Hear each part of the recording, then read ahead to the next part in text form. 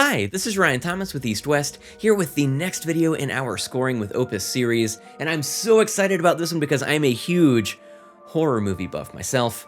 And in this video, we're going to show you how to score a scene from a supernatural thriller, which is my favorite subgenre of the genre. And we decided to drop it right before All Hallows Eve because we want it to be seasonally appropriate. Now, if you haven't seen any of the other videos in the Scoring with Opus series, basically what we do is show you how to use all the instruments that come with Composer Cloud, which includes the brand new Hollywood Orchestra Opus Edition, to score real scenes complete with dialogue and sound design. So having said all that, let's just go ahead and dive right in.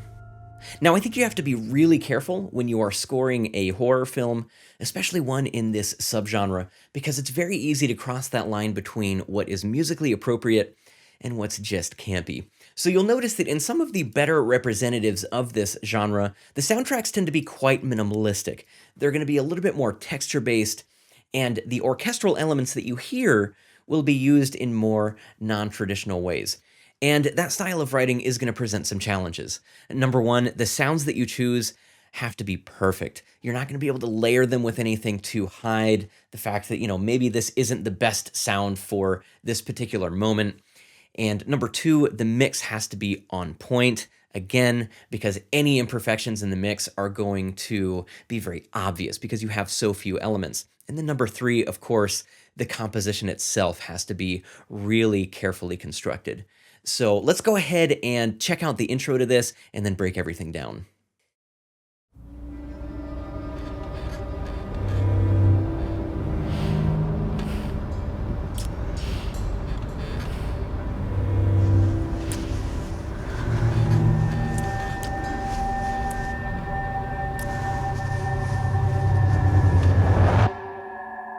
All right, let's go ahead and stop there and break everything down. And we're starting off with the new 18 violins patch from Hollywood Orchestra Opus Edition. And it is then joined by the solo cello, actually. And I have the soft mood enabled for these. And I have the Sulpant tremolo articulation enabled, which is going to give you this really eerie, sort of scratchy texture. So let's just listen to the strings in isolation.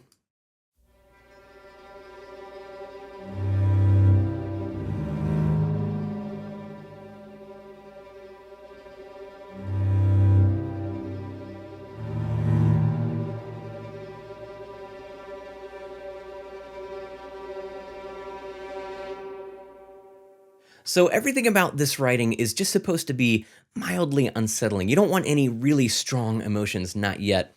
So you just have the violins sitting on this single note, and it's the articulation that makes them interesting. And then the solo cello is just going to be playing these chords with these very subtle dissonances. So again, nothing too crazy going on there. Let's go ahead and add the woodwinds as well as the orchestral percussion. So the bass clarinet here is just going to be doubling the cello. And again, you'll notice that we're using it here somewhat non-traditionally because typically you don't have, three bass clarinet players in an orchestra. And then you just have the large tam-tam here on these two notes, and they're just going to ring throughout this entire phrase, creating a little bit of an atmospheric bed for the rest of the instruments. So let's listen to this all together now.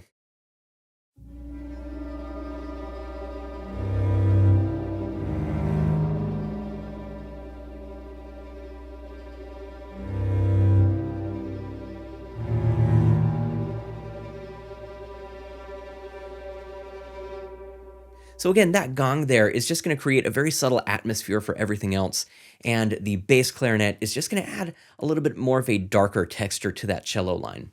So let's go ahead and add our non-orchestral percussion. And in this instrument group, we just have the waterphone kind of playing these random hits to add to the ambience. And you also have this transitional element that I will get to in just a moment. And then let's also add the sound design and synths instrument group. And we have this warped piano from Ghostwriter. Really, really cool patch. So let's go ahead and just listen to everything together.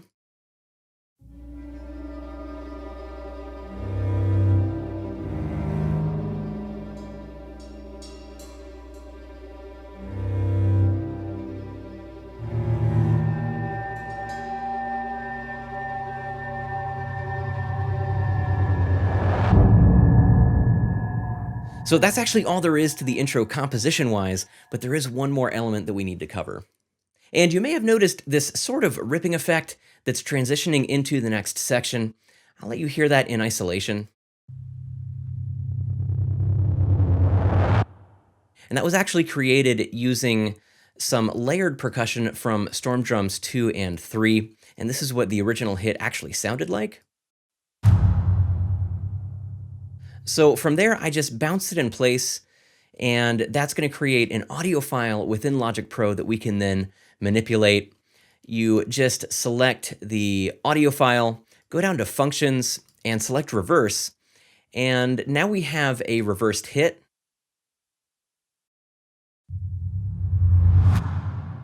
But it wasn't quite gritty enough, so I just added one of the distortion pedals from the pedal board plugin in Logic Pro. So that's pretty much it. It's a very simple process, but you can use it on pretty much any instrument to create these cool hybrid transitional elements. Let's go ahead and move on to the next section. And as you probably already saw, this is where we introduce the Ghost. And we needed something of a theme for this character, but we're working with a supernatural thriller, so you don't want something with a strong melody or really anything melodic at all. So I think it's better in cases like this to opt for something a little more along the lines of sound design. So you give the character more of a signature sound than an actual theme. So let's go ahead and give it a listen, and then we'll break it down.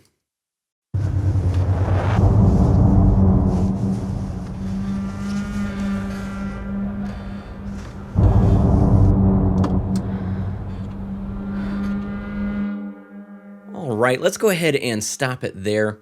And we are going to start with what is actually the signature sound for the Ghost. And we're just using the distorted cello from Ghostwriter. So much amazing content in Ghostwriter, especially for this application. And we do need to talk about some of the processing because this is actually an important part of the sound. So first off, we have this EQ filter that's cutting out all the frequencies above 810 hertz. And then we have this pitch shifter from Logic Pro that is taking 50% of the signal, tuning it down an entire octave, and then mixing it back into the sound. So let's see what this sounds like by itself.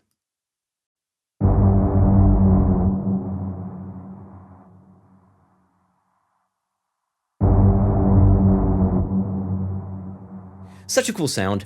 And just to show you what the pitch shifter is adding to it, I'm going to let you listen to it with and without the effect applied. So this is with the pitch shifter.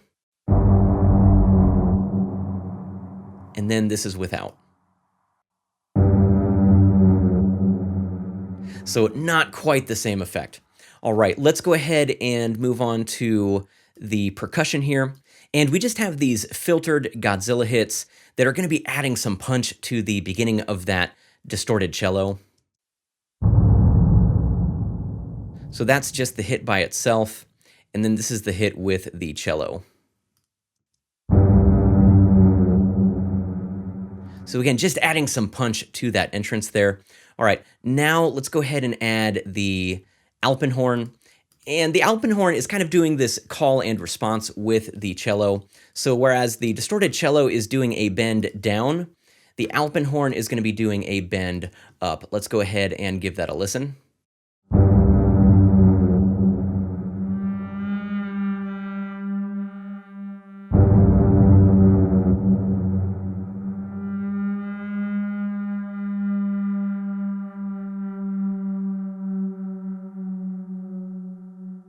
Just such a cool sound.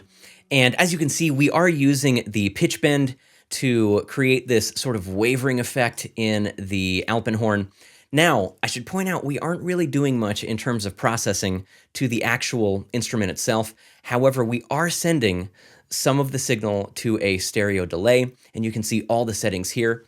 And the significance of the delay is that because we are using the pitch wheel to create these oscillations in pitch, the delay is essentially going to give the main signal something to clash with. So of course, what this delay is going to do is catch certain parts of the note, freeze it, and then cause it to delay across the stereo field.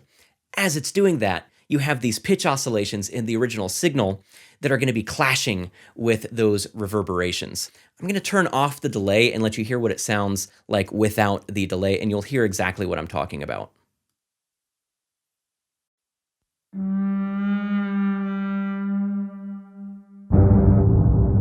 And then here's with the delay.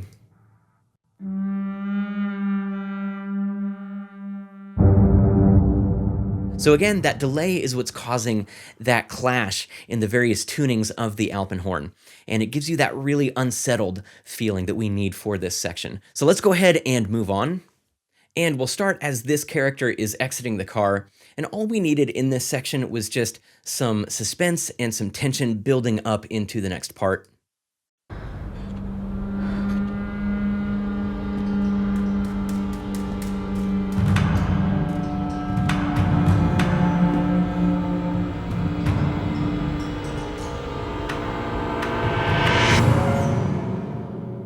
Okay, let's go ahead and stop there. And we're going to start with the strings as well as the Alpenhorn, because the Alpenhorn is kind of working with the strings in this section. And you have the 11 violin clusters from Symphonic Orchestra, along with the Alpenhorn, just creating this suspenseful texture. And then you have the cello coming in with these notes that are going to be bending up at the end of each note.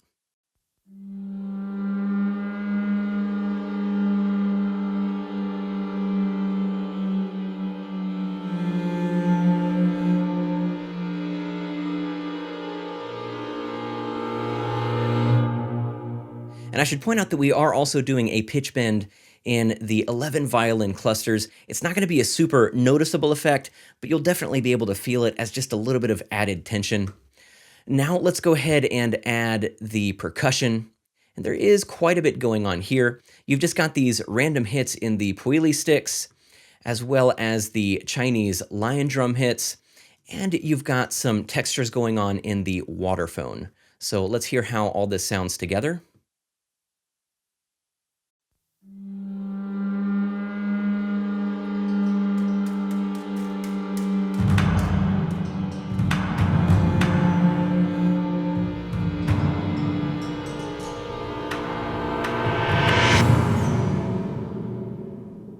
Okay, now let's add our sound design and synths. And for this part, we are bringing back in the warped piano from Ghost Rider.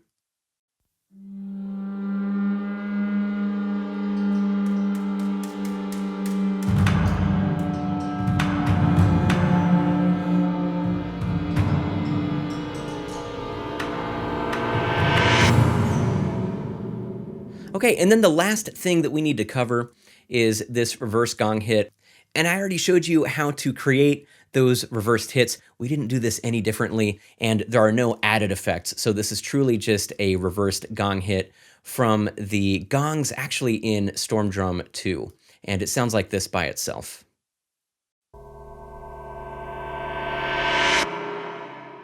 So that's it. Nothing too crazy. Let's go ahead and move on to this next section. And up to this point, you really haven't had much of note going on in the sound design track, but in this section, I think you really just need to let the music take a back seat, because nothing is creepier than the sound of TV static. So let's give this section a listen.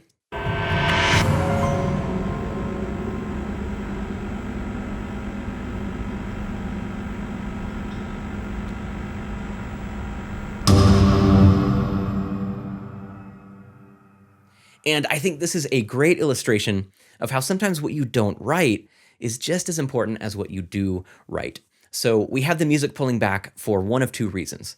Number one, we want the TV static in the sound design to be in the forefront of what the audience is hearing because it's creepy sounding. Number two, we need that music to pull back so that we can provide maximal contrast between this section and the next scene where you have the ghost showing up behind the character. You want maximal impact, and to achieve that, you need contrast. So let's go ahead and break everything down. And all you have in this section is just a little bit of light percussion and that little piano roll at the beginning of the phrase, and everything just kind of carries over and lingers until the next section. So let's start off with the percussion. And we've got this cymbal scratch, a gong effect, and then some waterphone textures going on.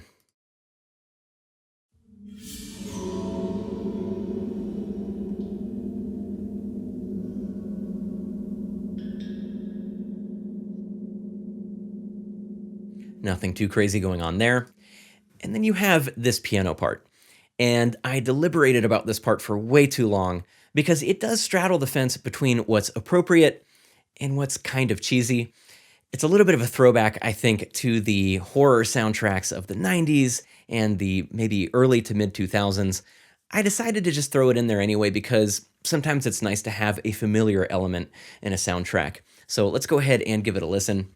And I'm using the Steinway D from East West Pianos for this.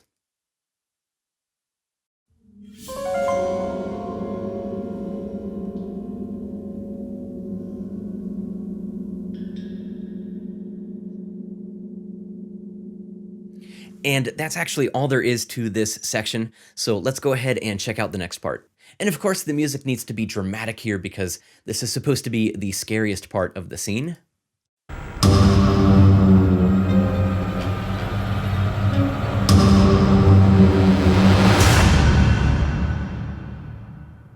So you can hear that we've reintroduced the Ghosts theme here, and we've added quite a few other elements as well. So let's break it down, and we'll start in the strings. And we just have the tremolo basses joining some violin effects from symphonic orchestra. And these two notes here are the violin effects, and then these two notes here are the basses.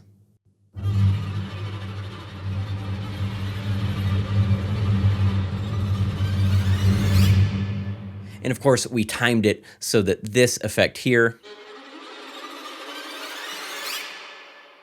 is ending right as the scene is ending.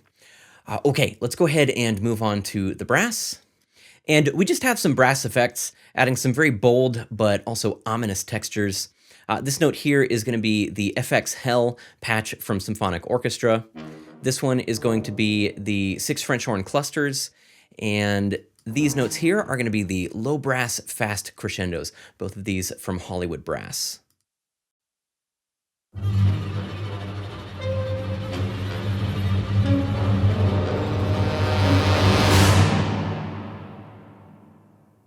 All right, now let's go ahead and add in our percussion.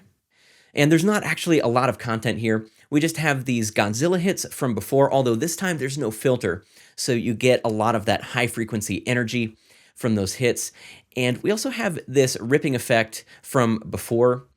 And let's hear what everything sounds like together.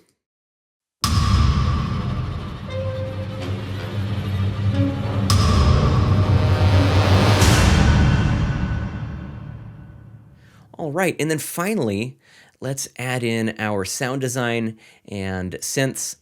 And we have this really cool patch that we're introducing from Ghostwriter, which is the reversed vocal cascade. And I'll let you hear what it sounds like by itself so that you can get a sense of what it's adding.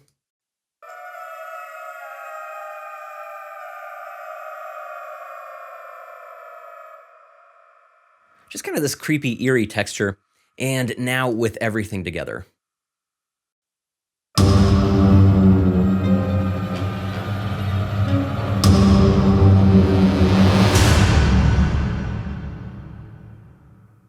And that's actually all there is to the piece.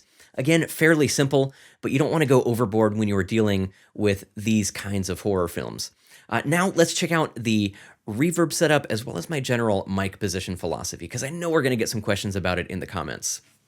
And I have most of these reverbs pretty clearly labeled. The strings are being sent to the string verb, brass is being sent to the brass verb, and so on and so forth. Now, most of the percussion is being sent to the Northwest Hall, and I like the Abandoned Abbey for any instrument that just needs a really long reverb tail. It's almost more of an effect than a reverb. And then everything gets sent, at least in some amount, to the Digital Hollywood Hall with the 2.7 second tail. Now, in terms of the mic position setup, this piece is a little bit wonky because we are using the orchestra in more non-traditional ways. So in a situation like this, I would say to let your ear be your guide, experiment a little bit. And of course, that close mic is going to give you more definition, and the mid, main, and surround mics are just going to give you a better sense of the stereo image for that instrument. So that is actually going to do it for this walkthrough. Don't forget to like, comment, subscribe, and hit the notification bell because subscriptions don't mean much anymore. Thanks so much for watching, and we'll see you in the next one.